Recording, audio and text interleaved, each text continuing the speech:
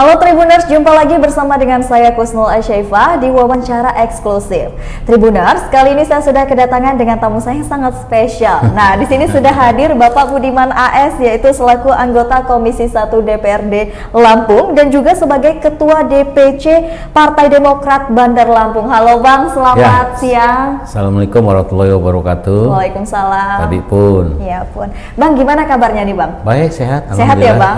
Oke. Kesibukannya untuk saat ini apa tuh Bang? Ya, aktivitasnya di DPR ya, di DPR itu. Akhir ini tadi banyak demo hari tadi. Oh iya, benar-benar. Hari demo tentang kenaikan BBM ya. Benar. Alhamdulillah kita nemuin masyarakat dan tidak ada kejadian-kejadian khusus lah. Oke. Bang, hari ini tema dan topik kita yang akan kita bahas cukup eksklusif Tribuners bersama dengan Bang Budiman tentunya, karena banyak sekali isu-isu pada hari ini yang harus kita kupas bersama dengan Bang Budiman. Siap ya Bang? Saya Bang nemenin Tribuners ngobrol di rumah ya. Kita santai aja Bang. Iya, santai. Di sini juga tempat kita untuk beraspirasi dan juga untuk menularkan dan juga mengeluarkan suara-suara rakyat gitu ya Bang ya. Apalagi yang terjadi hari ini, terjadi demo. Nah, nanti mungkin Abang bisa ceritain juga dengan Tribuners yang mungkin hari ini nggak ikut turun langsung tapi pengen tahu tuh Bang kejadiannya seperti apa. Tapi sebelum kita masuk ke situ Bang, Tribuners di rumah mungkin masih ingin mengulik balik nih Bang ya, perjalanan karir Bang Budiman di dunia politik ini diawali seperti apa sih Bang? Baik, terima kasih Tribuners yang saya hormati. Tak kenal maka tak sayang. Izinkanlah atas kesempatan ini saya mengenalkan diri. Saya Budiman AS, anggota DPRD Provinsi Lampung, Komisi 1, komisi yang membidangi tentang pertanahan dan pemerintahan dan pertanahan serta agraria. Kemudian saya juga sebagai Ketua DPC Kota Bandar Lampung. Alhamdulillah terpilih kemarin sudah 2 periode, periode 2008-2013, kemudian 2018-2023, kemudian karena ada pemotongan pemilu serentak sehingga harus ada dipercepat ya pemilihan, sehingga pemilu harusnya 2023 mestinya dimajukan menjadi 2022. Alhamdulillah saya terpilih kembali dan dipercaya oleh kader untuk memimpin kembali Partai Demokrat sampai dengan 2027. Kemudian saya berawal karir politik saya ini sebenarnya pegawai BUMN dulunya. Karir BUMN, saya sudah mengabdi di 20 tahun di PT Pusri. Kemudian pada waktu itu saya ditawarin oleh senior saya untuk bergabung di Partai Demokrat. Yang pertama saya tolak, kemudian yang kedua juga. Yang ketiga, kalau kita mau masuk organisasi itu kan dia harus tahu dulu ada anggaran dasar dan anggaran rumah tangganya. Saya minta, kemudian ada terselip foto Pak SBY. Nah, inilah foto SBY ini yang menjadi daya tarik saya untuk bergabung di Partai Demokrat. Tetapi kendalanya, saya ini BUMN nggak boleh berpolitik, Mbak. Nggak boleh berpolitik. Benar. Jadi harus memilih salah satu. Harus milih salah satu. Karena saya sudah berkeluarga, tentunya harus izin dengan keluarga. Saya harus pensiun dini, kan? Dan dengan alasan yang merayu istri, karena itu waktu itu anak masih kecil-kecil, Pak ya. Gitu. Kita belum ada tujuannya mau politik itu mau kemana gitu ya. Tapi karena keyakinan saya dengan Pak SBY dan membuat saya berani untuk pensiun ini dan bergabung di Partai Demokrat. Kemudian di Partai Demokrat awalnya saya cuma ketua kecamatan Mbak, ketua kecamatan Kedaton di sini. Kecamatan Kedaton, kemudian 2004 saya mengikuti pemilu pileg ya. Alhamdulillah karena waktu itu Demokrat luar biasa boomingnya. Saya terpilih menjadi anggota DPRD Kota Bandar Lampung 2004-2009. Kemudian dilanjut 2009-2014 saya ikut kembali pileg yang kedua dan alhamdulillah terpilih lagi dan menjadi Ketua DPRD Kota Bandar Lampung periode 2009-2014. Alhamdulillah ini berkat Partai Demokrat saya bisa berkarir di politik ini. Berarti memang sudah dari dulu menjalani karirnya di Demokrat ya Pak, dari awal memang? Ya, sejak Partai Demokrat belum ditetapkan sebagai partai politik, itu kan harus uji Menkumham ya, uji faktual ya, Menkumham dia harus punya kader di seluruh Indonesia ya, baik pengurus DPC, PAC-nya, sehingga saya mengumpulkan foto-foto Mbak, KTP-KTP yang di pasar-pasar saya cari untuk bergabung di Partai Demokrat. Alhamdulillah Partai Demokrat dikukuhkan sebagai partai peserta pemilu 2004. 2004. Nah, peserta pemilu, tapi Demokrat sendiri hari ini besok Pak, kami usianya 21 tahun. Sudah 21 tahun ya Bang? Demokrat 2021. Setara dengan umur saya. Separuh saya lebih ya. Artinya sudah lama juga memang partai ini berdirinya ya Bang? Alhamdulillah masih, apalagi sekarang ini ketua umum yang sangat energik ya. Anak muda yang punya prestasi ya. Ketua umum AHY baru memimpin Partai Demokrat tidak berlalu lama, elektabilitas partai semakin baik ya. Kemudian survei-survei nasional itu juga Demokrat menjadi ranking yang ketiga. Nah ini kira-kira embrio kita untuk mencalonkan diri Pak AHY menjadi Presiden Republik Indonesia periode 2022-2027. Oke. Apa yang membuat Abang percaya bahwa Demokrat ini adalah partai unggulan, Bang? Ya dari dua periode Demokrat ini memimpin Indonesia. Oke. Partai pemenang pemilu atau the ruling party. Di mana kita melahirkan Pak SBY untuk periode pertama sebagai presiden. Kita lihat kinerjanya begitu baik, perubahan ekonomi semuanya rakyat. Kemudian yang dua periode yang kedua juga begitu baiknya ekonomi, keamanan, kenyamanan rakyat ya. Waktu itu kita ingat program-program awal beliau itu ada BLT, benar, ada honor yang selama tahun 2009 diangkat seluruh Indonesia. Sekian juta orang jadi karyawan, dan sekarang udah jadi kasubag ada kepala ya, waktu itu menjadi honor, sekarang mungkin posisinya sudah ada jadi lurah. Ini berterima kasih sekali kepada Pak Presiden. Kemudian ada subsidi listrik ya, dulu ada subsidi listrik, ada BLT, ada KU dan lain-lain. Inilah yang membanggakan kami dan yakin bahwa Demokrat akan semakin dicintai orang masyarakat ya, karena mengingat dua periode Indonesia ini dipimpin oleh kader Partai Demokrat itu Pak Susilo Bambang Yudhoyono, dan sekarang kita punya calon presidennya Pak Agus Harimurti Yudhoyono yang anak muda yang sangat kuat ya, anak muda yang cerdas dan anak muda yang punya potensi ke depan yang baik saya kira untuk memimpin Indonesia ini. Oke.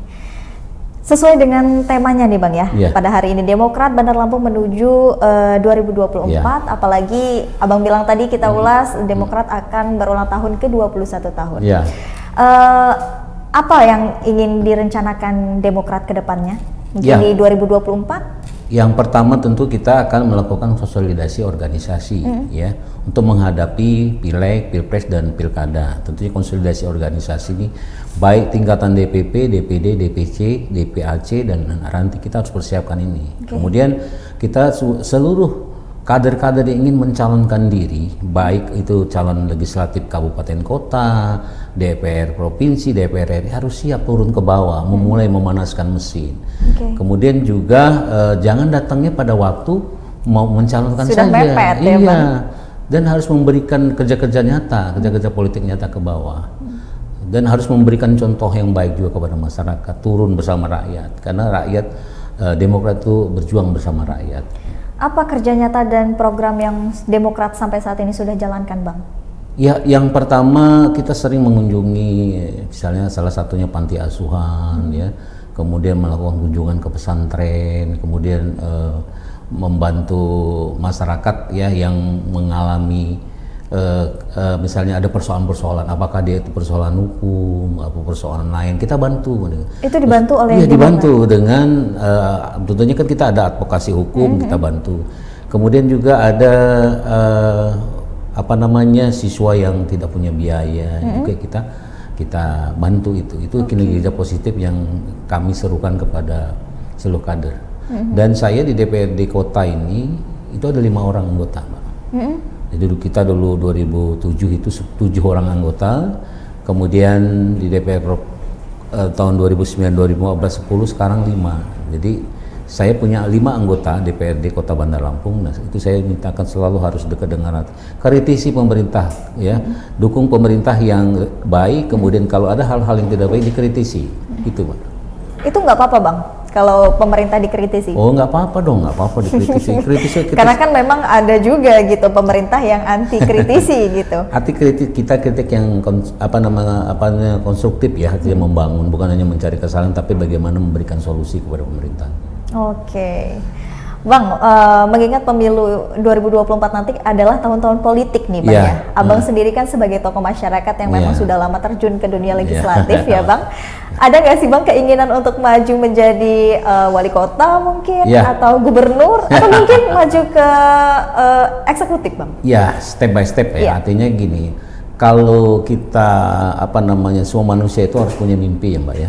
Bener. Mimpi itu belum bayar pajak Mbak, kecuali mimpinya belum bayar pajak. Insya Allah lah, artinya kan saya sudah 2 periode DPR kota, satu sekarang ini periode di DPR provinsi. Insya Allah kalau nanti memungkinkan ya, kenapa tidak saya mencalonkan wali kota Bandar Lampung. Oke, jadi memang ada keinginan. Ya, keinginan dan dorongan juga dari partai. Dorongan dari partai memang sudah ada. Sudah ada. Jadi di seluruh kader itu harus berani mencalonkan diri menjadi satu calon anggota DPR kota kabupaten, kemudian calon DPR provinsi, atau menjadi kepala daerah gitu. Oke, jadi memang gimana sih Bang sebenarnya sistematis dari partai itu untuk mengusung calonnya itu untuk maju? Kan di partai itu ada penilaian. Apa harus ada ciri-ciri kriteria khususnya kah gitu? Nah itu adanya di partai ya, artinya kan dia misalnya dia jadi anggota dewan berapa periode, kinerjanya bisa kelihatan. Oke, Kemudian, jadi memang ada penilaian kinerja juga Bang? Ada dong pasti, kalau gimana dia selama misalnya menjadi anggota DPR, bagaimana kontribusi dia terhadap masyarakat, kemudian bagaimana dia menjalankan perintah-perintah partai, itu semua harus dinilai sama partai. Dan begitu juga kalau ada kader partai yang melanggar aturan, itu pasti juga kena sanksi dari partai. Oke. Nah, apa rencana di hari ulang tahun Demokrat ke-21 ini Bang? Ya, sesuai tema yang di tekstin oleh DPP ya, itu menggariskan bahwa kita pertama mengadakan kegiatan-kegiatan yang sifatnya sederhana ya. Di antaranya menyantuni anak yatim, kemudian mengunjungi panti asuhan, tasakuran, kemudian lomba-lomba lah ya, lomba-lomba. Itu seluruh DPC Demokrat? DPD provinsi, DPC kabupaten kota seluruh ini. Jadi memang nanti bergabungnya di satu titik atau enggak, semua di kabupatennya masing-masing. Kalau kota ada kegiatan, misalnya di kabupaten yang lain ada kegiatan. Jadi kita membirukan lah, membirukan di ulang tahun ini. Oke. Nah, kalau untuk strategi pemenangannya sendiri nih Bang, kalau untuk dari Partai Demokrat sendiri, adakah strategi khususnya? Kalau strategi itu nggak boleh dikasih tahu orang, Mbak. Tapi boleh mungkin kita intip dikit aja gitu. Misalkan strategi yang pertama dia memang harus dekat. Pertama karena kita ini produk pemilihan rakyat, kita harus dekat dengan rakyat. Harus dekat harus dan pro dengan mengambil rakyat. hati rakyat. Tentunya mengambil hati rakyat itu dengan kegiatan-kegiatan yang positif. Itu saja sebenarnya masyarakat sederhana aja. Tahu kalau strategi yang lain nanti kita bicarakan nanti pada tahun 2024 nanti. Karena nggak sekarang harus strategi itu seperti apa ya. Nah, Bang berbicara kader Demokrat nih Bang ya. Kita kan pernah tahu bahwasanya Bang Yusuf Kohar pernah mencalonkan diri tapi ternyata gagal tuh Bang. Itu tanggapan dari Partai Demokrat sendiri atau Abang pribadi seperti ya, apa Bang? Jadi bukan gagal, artinya belum berhasil. Iya, belum berhasil. Berhasilnya tertunda lah. Iya, benar. Ya, artinya ya semua syariat untuk pemenangan sudah kita jalankan Mbak ya. Toh akhirnya pemilihan itu ada di masyarakat. Belum waktunya mungkin, atau ada hal-hal yang harus kita pelajari kembali, atau kita introspeksi daripada apa yang sudah kita lakukan. Mudah-mudahan kan Demokrat ke depan juga bisa melahirkan satu orang pemimpin kepala daerah dengan berbekal pengalaman yang kemana. Pengalaman itu kan adalah guru yang paling baik lah ya. Jadi mungkin kalau tidak ada kemenangan yang tertunda, tidak akan bisa belajar ya? Iya, makanya jadi itu. Abang sendiri pun mungkin bisa belajar dari yang ini. Iya, gitu, insya Bang, Allah ya? lah Mbak, insya Allah. Doain aja ya Mbak ya. Amin, amin. Nah Bang, kalangan yang menjadi prioritas dari Partai Demokrat ini seperti apa sih Bang? Ada kalangan khusus kah atau bagaimana? Jadi kita ketahui bahwa pemilu tahun 2024 itu pemilih pemulanya itu 65% Mbak. Jadi bonus demografinya itu tahun 2004 itu milenial. Nah untuk itu kita lebih banyak menyentuh kaula muda, pemilih pemula yang saat ini mungkin sedang di SMA ya.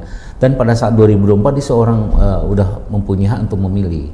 Apalagi pemimpin kami, ketua umum kami Bapak Agus Harimurti Yudhoyono itu orang muda. Nah, bukan muda itu adalah kekuatan, Mbak. Jadi insya Allah target kita utama ya kalau milenial yang cukup besar ya, persentasenya 65% pada tahun 2004 itu mata pilihnya adalah kaula muda.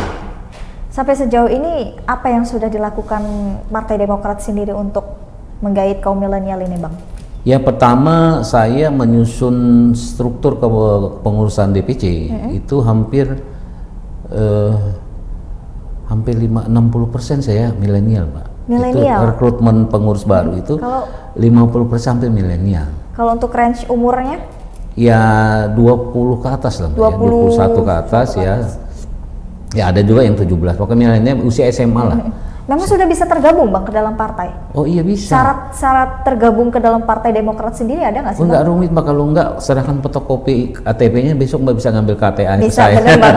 Bener ya, Bang? Dan insya Allah Mbak bisa kita calonkan menjadi anggota DPRD Kota Bandar Lampung. Amin. Ya kami memang mengutamakan membuka suasana kepada kaum milenial ya. Jadi itu saya kira target-target kerja, tentu kerja yang lain ya, terus turun ke bawah, konsolidasi organisasi, kemudian berbuat untuk rakyat, ya. Kemudian dengan begitu kita punya rapot ya, akan dinilai oleh masyarakat. Toh nantinya kalau kita memupuknya bagus, tentu panennya akan bagus juga, saya kira gitu. Tapi apa tanggapan Abang sebagai anggota DPRD dan juga perwakilan rakyat yang memang rakyat ini tahu gitu bahwasanya mungkin cuma pencitraan tuh karena mau calon gitu kan. Nah, karena kan ada sebagian memang yang memikir seperti itu tuh. Gimana tanggapan Abang? Jadi gini, Mbak, saya 3 periode jadi calon itu nggak pernah menggunakan bukan menggunakan uang dalam arti kata biaya kos politik, tetapi untuk mengeluarkan membeli suara itu saya nggak pernah lakukan. Nah inilah yang merusak demokrasi. Ya. Politik uang ini merusak demokrasi. Kita bayangkan dia itu anggota DPR itu ketika dilantik dia 5 tahun masa kerjanya. Benar. 5 tahun kemudian kalau dikali 365 hari dia itu hampir 2000 hari. Kemudian kalau misalnya saja kita dikasih 100.000 ya oleh pemilih karena mau minta dipilih, kemudian dia tidak balik lagi. Dia tidak lagi peduli dengan kita, persoalan masyarakat, persoalan apa. Nah ini kan yang merusak demokrasi, karena dia merasa sudah membeli kita di uang 100.000 dengan jabatan dia dengan selama 5 tahun itu 2000 hari, kalau dibagi 100.000 berapa rupiah kita dihargai. Nah sehingga itu juga tidak kesalahan calon anggota DPR atau anggota DPR-nya, karena dia sudah membeli diri kita dengan 100.000. Nah inilah saya menghimbau ke depan, karena tahun politik ini akan segera kita hadapi, pilihlah dengan hati nurani, pilihnya calon yang berkualitas. Kalau enggak kita rugi dalam 5 tahun. 5 tahun kita rugi ya, mempunyai seorang pemimpin yang tidak peduli dengan rakyatnya. Tapi bagaimana tanggapan Abang kalau masyarakat kita sebagian besar itu memang sudah mengecap politik itu sebagai money politik gitu, Bang? Dari Partai Demokrat sendiri gimana sih, Bang, caranya untuk menghilangkan atau menghempaskan itulah gitu, image itu? Jadi ada yang bilang politik itu kotor ya. Yang kotor itu bukan orangnya, bukan politiknya, tapi orangnya yang kotor. Oknumnya ya. Kalau politik itu ilmu yang berguna lah ya. Kita di rumah tangga juga harus pakai politik, Mbak. Misalnya suami istri kita berbeda pendapat atau ada perselisihan misalnya, itu harus pakai politik, Mbak. Nggak bisa kalau nggak ada bagaimana menarik hati istri kita sedang marah itu supaya nggak marah lagi ya, Bang. Itu politik juga ya, Bang? Atau dikasih ini untuk dia pergi ke mall. Ini strategi politik dalam rumah tangga itu strategi politik. Jadi saya kira politik itu ilmu yang sangat berguna ya.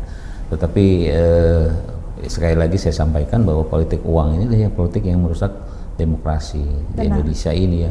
Dan kita Demokrat memang mengantisipasi itu dan tidak menyarankan kepada seluruh kadernya untuk tidak melakukan money politik. Kerjalah kerja terus, dengan kerja politik tentunya hasilnya kita akan baik di mata masyarakat. Nah, dari partai sendiri adakah regulasi khusus gitu untuk tidak ada money politik? Oh iya, kita tidak pernah dianjurkan ya untuk melakukan money politik. Dan kalau kita kan ada Bawaslu ya, ada Panwaslu, tentunya kan dalam kita melakukan misalnya ada pemilu pun ada pengawasan. Nah, kalau terjadi terbukti itu, punishment-nya sangat keras. Di partai kita sangat keras punishmentnya. Kita Apa tidak. tuh Bang? Mungkin bisa dikeluarkan? Bisa saja digagalkan sebagai calegnya, atau kalau dia sudah jadi anggota DPR dia di PAW gitu kan itu melanggar partai, dan artinya itu juga melanggar aturan yang ada gitu. Oke. Harapan Abang untuk kedepannya supaya tidak ada lagi money politik ini seperti apa sih Bang? Ya, saya ke depan ini kepada masyarakat Lampung, Bandar Lampung khususnya, sebentar lagi kita menghadapi tahun politik ya, di mana mulai bulan Februari kita tahun 2024 itu ada pemilu Pilpres dan Pileg. Kemudian pada bulan November itu ada pilkada. Saya mengimbau, pilihlah dengan hati nurani. Jangan berpilihnya karena ada sesuatu. Insya Allah kalau dia berbuatnya karena hati nurani, insya Allah juga akan menghasilkan pemimpin yang baik juga. Pemimpin yang baik tentu mengajar kerja-kerja yang baik ya, mungkinnya menghindari korupsi yang saat ini masih dalam perang kita menghadapi korupsi. Nah, ini juga hal-hal yang harus kita antisipasi ke depan dengan tidak melakukan politik-politik uang itu. Oke. Nah, Abang sendiri jadi bagaimana nih? Apa tuh? Majukah ke 2024 sebagai wali kota atau gubernur nih Pak? Ya, artinya tadi kan mimpi kan belum bayar belum bayar pajak. Insya Allah nanti ataukah saya melanjutkan lagi ke DPRD provinsi untuk periode kedua, atau memang ada peluang menjadi nyalon wali kota. Tentunya kan tidak bonek ya, atau modal nekat aja nyalon tapi tanpa perhitungan. Tapi kan Abang memang sudah banyak pengalamannya juga. Tapi kan gini, bukan hanya pengalaman, jadi logistik kan perlu Mbak. Karena logistik kos politiknya besar, jadi itu juga harus kita menjadi perhitungan kita.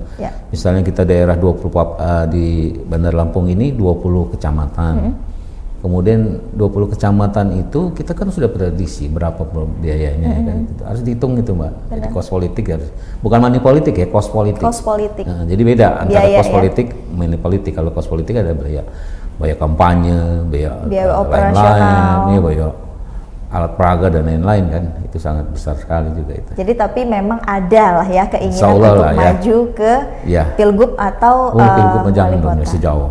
Ini yang dekat aja. Yang dekat aja. Ya. Oh, Pilwakot. Oke. Nah, kalau untuk persiapannya sejauh ini? Turun ke bawah Mbak. Saya ini sebulan 2 kali turun Mbak ya. Bertemu dengan masyarakat di Kota Bandar Lampung ini. Kemudian juga ada program dari DPR. Tiap hari kita dua kali dalam 1 bulan kita menguji masyarakat dengan melakukan sosialisasi peraturan daerah, kemudian sosialisasi ideologi Pancasila dan wawasan kebangsaan. Ini kita bertemu masyarakat. Itu bertemu langsung Bang? Bertemu langsung dengan masyarakat. Kemudian kita ada rakyat bertanya, DPR menjawab. Ada persoalan-persoalan apa di masyarakat ya, itu kita harus sebagai anggota dewan kita harus bisa membantu mereka. Iya. Jangan hanya menampung, tapi bagaimana mencari jalan solusinya. Misalnya dia tidak diterima sekolah di negeri, bagaimana caranya kita membantu dia supaya jangan putus sekolah. Kemudian kalau dia perlu jalan yang rusak, misalnya kan, ada jalan-jalan yang rusak, kita sebagai rakyat menyampaikan kepada pemerintah. Itu kerja-kerja yang harus. Kemudian ideologi Pancasila yaitu gimana kita mengingatkan kaula muda khususnya ya, di era teknologi dan globalisasi informasi teknologinya nggak bisa dihindarkan lagi kan. Tetapi kita agak sedikit prihatin dengan kondisi anak muda sekarang ya, yang lebih tergantungan dengan gadgetnya. Dia lupa sejarah. Nah itu kita turun mengingatkan kembali kepada kaula muda khususnya bahwa kemerdekaan itu bukan dikasih penjajah tapi hasil perjuangan. Pakailah teknologi sesuai dengan keperluannya. Jangan sampai teknologi digunakan hal-hal yang kurang baik ya, dan tidak cocok dengan adat budaya kita sebagai orang Indonesia gitu. Oke. Kembali ke topik kita yang Abang juga baru-baru ini, bahkan mungkin hari ini ya sedang mendengarkan aspirasi dari rakyat tentang kenaikan harga BBM nih Bang. Menurut Abang, tanggapan Abang seperti apa Bang? Saya pertama-tama kami Fraksi Demokrat itu menolak, Partai Demokrat menolak. Menolak. Ya, karena di tengah kesulitan masyarakat saat ini yang baru saja belum pun selesai COVID-19 ini, dengan berbagai macam ada PHK, kemudian dampak dari COVID itu belum selesai. Ini kita belum endemi kan, masih pandemi. Kita juga belum recovery seutuhnya nih Bang, Belum. gitu ya. Daya beli masyarakat turun akibat pemutusan hubungan kerja, kemudian ada usahanya macet semua. Kok pemerintah tidak berpikir apa namanya untuk tidak menaikkan subsidi BBM dulu, subsidi ini kan. Kasihan dampak daripada kenaikan BBM itu sendiri kan banyak. Misalnya sembako ini akan naik, kemudian ongkos transportasi juga akan naik. Semuanya akan multiplier efeknya akan banyak ke sektor-sektor lain. Tapi gaji kami nggak naik nih Bang. Nah itu kalau gajinya naik, sementara itu naik dan itu naik. Tadi saya siang tadi menerima demo. Saya hadir di depan mereka orasi dengan para penguji online di kantor gubernur. Saya tampil di muka dan langsung berkomunikasi dengan mereka. Ya kita harus mencari jalan keluarnya. Salah satu tuntutannya adalah bahwa di Provinsi Lampung ini harus ada peraturan daerah. Nah ini karena ini kebijakan pusat, tentunya kan kita bermohon atau menyurati pemerintah daerah untuk tidak atau mencabut kenaikan harga BBM ini. Kemudian yang ada kalau dia mintakan peraturan daerah tentang transportasi, nanti kita akan buat peraturan daerah yang mengatur tentang transportasi di Provinsi Lampung ini, Mbak. Jadi memang dari Partai Demokrat menolak, dan dari Abang sendiri bagaimana? Iya, saya kepada kader harus ikut menolak. Bang, ya? Dari awal saya udah menolak. Memang belum tepat lah waktunya. Saat ini kan masyarakat sedang susah, daya beli turun. Jadi menurut Abang yang perlu dikoreksi lagi itu pemerintahnya atau bagaimananya sih Bang? Yang saya minta Pak Jokowi menunda kenaikan BBM. Menunda. Itu solusinya. Kalau menunda artinya menunda atau membatalkan kenaikan BBM itu. Karena sekarang ini kondisi masyarakat sedang susah. Daya beli masyarakat sedang turun. Jangan dipaksakan untuk dinaikkan subsidi ini, dihilangkan ya. Kasihanlah dengan rakyat ya. Pak Jokowi itu harus kasihan dengan rakyat ya. Kalau kita di daerah ini kan kebijakannya ikut nasional ya. Cuman hanya berharap kepada pemerintah pusat untuk membatalkan itu sih. Membatalkan. Nah, ada solusi lain Bang? Ya mungkin gini Mbak, skala prioritas di dalam kegiatan misalnya. Mana-mana yang tidak skala prioritas juga jangan didahulukan. Didahulukan adalah subsidi dulu kan. Misalnya kegiatan-kegiatan IKN, ibu kota negara segala itu kan perlu kos besar. Sebaiknya ditunda dulu lah itu, ya tunda dulu, fokus kepada subsidi itu tidak dinaikkan sehingga beban ke masyarakatnya semakin turun. Masyarakatnya sedang susah. Saat ini masih pandemi, belum endemi, ya. Masyarakat masih ada korban-korban COVID yang masih terus bertambah di seluruh Indonesia. Sekali lagi kepada Pak Jokowi saya berharap bahwa ini tolong dibatalkan. Atas nama Fraksi Demokrat Provinsi Lampung, saya memohon kepada Bapak Presiden untuk membatalkan kenaikan BBM. Kenaikan BBM ini. Jadi memang Abang juga sudah mendengarkan aspirasi dari teman-teman kita ya Bang ya? Iya Mbak, dari hari mahasiswa ini yang begitu hari ini banyak berdemo pendemo ya. Tapi alhamdulillah saya terima kasih kepada para pendemo ini, karena ini kan adalah hak mereka yang diatur oleh undang-undang. Tapi saya apresiasi tidak ada kericuhan. Ya? Nggak ada kericuhan. Tapi kata di berita gerbangnya DPRD roboh tuh gimana? Itu DPRD kota ya mungkin ya. Tadi saya di provinsi tadi. Abang di provinsi. Kan saya di provinsi. Provinsi aman-aman aja. Aman-aman Dia aja, kita ajak berdiskusi, perwakilan mereka berdiskusi, apa sih tuntutan mereka yang sudah kita pelajari. Mungkin dan cara pengendaliannya berbeda ya Bang? Ya mungkin ya. Jadi, karena kan rakyat butuh didengarkan. Iya, karena tuntutannya kita sampaikan, kemudian kita hadirkan juga stakeholder yang lain. Kepala dinas terkait tadi hadir, Kepala Dinas Tenaga Kerja, Kepala Dinas Perhubungan, Kominfo, kemudian ada Kesbang. Itu juga mendengar, bukan kita aja mendengar, tapi pejabat-pejabat eksekutif yang akan menjalankan aturan ini juga harus tahu apa yang diusulkan oleh masyarakat yang tadi ikut demo di provinsi. Oke. Nah Bang, melihat kegaduhan di negara kita ini kayaknya semakin hari semakin ada aja ya Bang masalahnya gitu. Nah, menyoroti kasus yang satu ini rasanya belum padam nih Bang untuk Apa tuh? kasus Sambo yang kayaknya ya? Sambo dan Sambo juga versi Lampung udah ada nih Bang ya kan.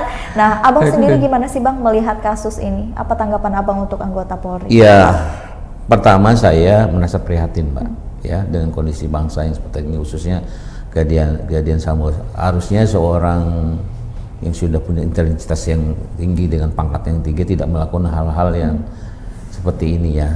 Untuk itu juga kejadian menimpa lagi di Lampung lagi. Polisi tembak oleh saya kajian terakhir lah ya. Kejadian terakhir ini tidak terulang lagi karena kita perlu polisi ya, kita perlu polisi. Karena dalam teksnya dulu itu polisi itu sahabat rakyat, Mbak. Jadi kita berharap kejadian ini sudahlah, mari ke depan kita perbaiki. Kita berharap Pak Polri juga bisa memperbaiki di struktur ininya, masyarakat juga harus membantu kerja-kerja polisi. Oke, menurut Abang sendiri perlu adanya regulasi nggak sih Bang untuk mengatur kasus ini supaya nggak terulang lagi gitu Bang? Ya itu wewenangnya kemana itu ya? Tapi menurut tanggapan Abang gimana? Ya tanggapan saya harus buat regulasi lah Mbak ya, ada reward and punishment lah ya. Terus apakah solusinya Polri seperti apa, nanti kan pemerintah pusat juga mempelajari ini kan. Jadi kita pejabat di daerah ini mensupport apa yang akan dilakukan oleh pemerintah yang terbaik, baik oleh Presiden, oleh Kapolri dan oleh masyarakat sendiri gitu. Saya sampai ini agak sedih saya dikit. Sampai terharu ya Bang? Ya terharu Mbak, karena memang kita memang sekali ini memang prihatin benar Mbak dengan rakyat ini. Rakyat prihatin benar. Seperti negara kita ini sedang dilanda kegaduhan yang nggak habis-habis gitu, belum lagi kasus Sambo belum selesai, BBM naik, terus juga dengan berbagai macam problematika yang ada ya Tribuners gitu. Mungkin ini juga mewakili pertanyaan-pertanyaan Tribuners di rumah yang mungkin mereka belum bisa sampaikan secara langsung kepada Abang gitu dan bisa melalui lewat tayangan kita ini gitu Bang. Nggak apa-apa ya Bang, kita ngobrol gitu. Artinya gini ya, DPR itu representasi dari wakil rakyat ya. Persoalan-persoalan rakyat tentunya persoalan kita ya, bagaimana kita menyampaikan. Saya sebagai anggota DPR dari fraksi Partai Demokrat meminta kepada pemerintah untuk introspeksi lah ya. Apa yang sudah terjadi ini, terus bagaimana ini tidak terulang lagi. Karena rakyat sudah semakin jenuh ya dengan informasi sekarang, apalagi globalisasi informasi teknologi ini kan bosen sampai kita dengar di TV itu kasusnya tidak selesai-selesai. Ini kan membuat jenuh masyarakat gitu ya.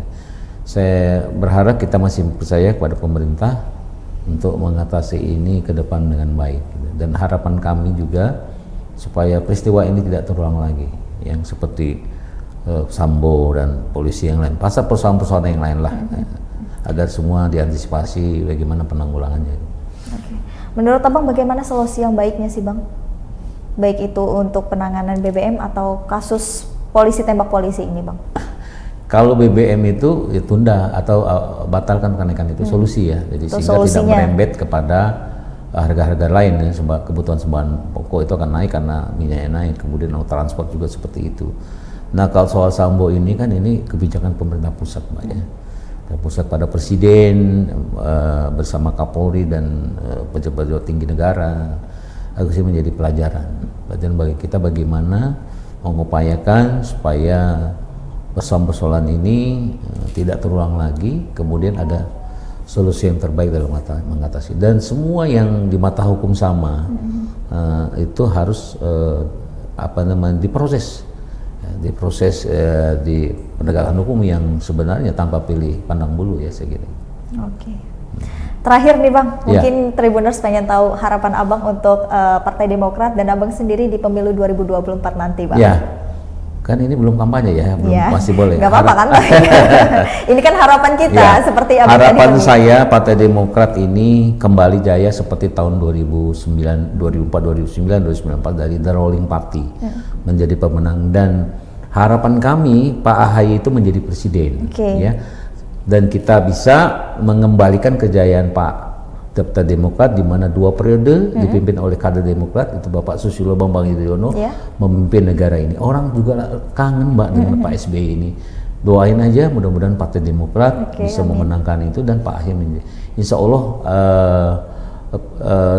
Demokrat akan dekat selalu dengan rakyat, Jadi selalu memang- memperjuangkan aspirasi rakyat. Jadi memang dari Partai Demokrat sendiri sudah matang untuk mengusungkan Pak AHY ini, Bang ya? Oh ya, kalau bahasa NKRI harga mati lah, Mak, Harga mati ya. Karena itu kader terbaik kita, dan kita lihat dari bukan hanya kader Demokrat, tapi elektabilitas di survei-survei nasional pun semakin hari semakin naik. Semakin Baik hari semakin naik. partainya maupun person dari Pak AHY itu selalu naik trennya. Malah kalau tidak salah 3 besar ya kalau data terakhir yang saya peroleh, yaitu 3 besar, dan insya Allah lah ini. Oke. Tinggal nanti berkoalisi dengan siapa, kan kita tunggu aja tanggal mainnya. Oke, siap. Tapi kenapa sih Bang masyarakat Indonesia ini harus memilih gitu Pak AHY ini sebagai calon presiden? Kalau Pak SBY kan kita sudah melihat kan kinerjanya. Tapi kenapa gitu? Kok harus Pak AHY gitu? Sekarang kita mencari seorang pemimpin kan perlu persyaratan, Mbak, ya. Persyaratan memang orang yang mampu menjadi pemimpin. Nah, kemudian dia masih energi kan. Masih muda. Pak AHY itu masih energi, luar biasa kemampuannya. Dia mantan tentara nasional, mungkin didikannya juga luar biasa, kedisiplinan beliau ya, ketegasan beliau. Jadi berdasarkan hasil yang kita peroleh baru berapa tahun memimpin Demokrat sudah bisa sekian banyak menempatkan kader-kader kita sebagai pemimpin daerah. Pemilu kemarin itu kita berhasil banyak sekali menempatkan kepala-kepala daerah dari utusan Partai Demokrat. Oke. Gitu. Apa kemajuan yang paling signifikan yang bisa dilihat oleh anggota Partai Demokrat sendiri setelah Pak AHY ini menjabat sebagai ketua, Bang? Ya, yang pertama itu hasil dari pileg kemarin ya, pileg kemarin itu luar biasa peningkatannya ya. Kemudian dari survei nasional juga menggambarkan bahwa elektabilitas turut naik ya ini. Dan inilah penilaian masyarakat ya. Kita harus percaya loh dengan lembaga survei ini. Jadi hasil survei itu menurut kita sangat memuaskan. Untuk itu kita berharap kerja terus lah ke seluruh kader di Partai Demokrat untuk memenangkan pileg, dan juga jangan lupa harga mati pilpres untuk Pak AHY menjadi presiden. Kalau Pak AHY menjadi presiden, Indonesia bisa pulih ekonominya, keamanannya seperti pada 2 periode lalu Pak SBY memimpin Indonesia ini. Oke, jadi mungkin Pak AHY juga tidak hanya memakmurkan anggota dari partainya sendiri, tapi untuk seluruh masyarakat Indonesia ya, Bang ya? Pasti AHY itu kan punya masyarakat seluruh Indonesia. Ketika nanti jadi presiden semua hilang tuh baju kita itu. Baju partai itu kan digunakan untuk pencalonan. Nanti ketika dia menjadi presiden atau menjadi pejabat, dia harus lepas ininya, kepentingan egoisentrisnya, arti kepentingan partai, tapi kepentingan masyarakat secara umum. Jadi tidak melihat latar belakang. Ya, Bang, oh iya jadinya. dong.